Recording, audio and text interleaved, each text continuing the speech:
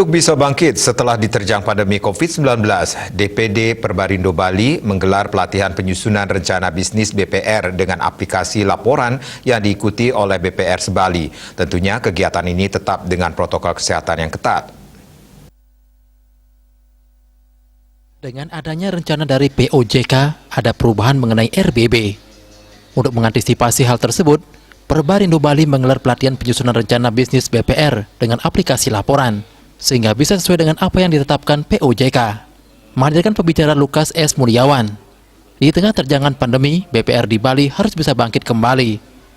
Ketua DPD Perbarindo Bali, Iketut Wiratjane mengatakan, situasi pandemi sangat berpengaruh pada keberadaan BPR di Bali, karena nasabah kebanyakan bergerak di bidang pariwisata. Kedepan dengan penyusunan RBB mendatang, hal ini harus dijadikan pelajaran agar bisa menggarap sektor lain, sehingga semuanya bisa berjalan dengan baik. Tetap kita harus berkembang, jangan pesimis.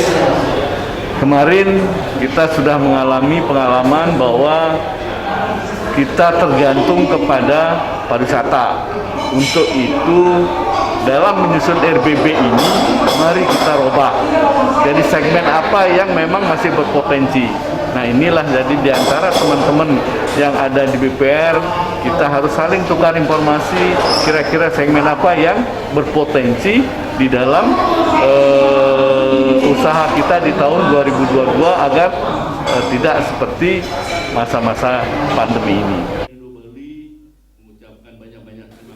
Sekretaris DPD Perbarindo Bali, Mades Warje mengatakan, membuat rancangan kerja tahun 2022 mengenai realisasi selama terkena dampak pandemi juga strategi kualitatif dan kuantitatifnya. Dengan pelatihan ini diharapkan BPR mampu membuat RBB yang realistis dan bisa dijalankan dan disesuaikan dengan keadaan perekonomian saat ini. Nah, kemudian kita lakukan pelatihan hari ini itu disebabkan karena banyak hal yang nanti akan ada perubahan di dalam membuat rencana kerja tahun 2022 nanti yang menyangkut mengenai kita membuat rencana kerja juga berkaitan dengan rencana realisasi sebelumnya yang mengalami dampak daripada tekanan pandemi. Nah ini juga akan terakumulasi selain strategi secara kuantitatif maupun strategi kualitatifnya.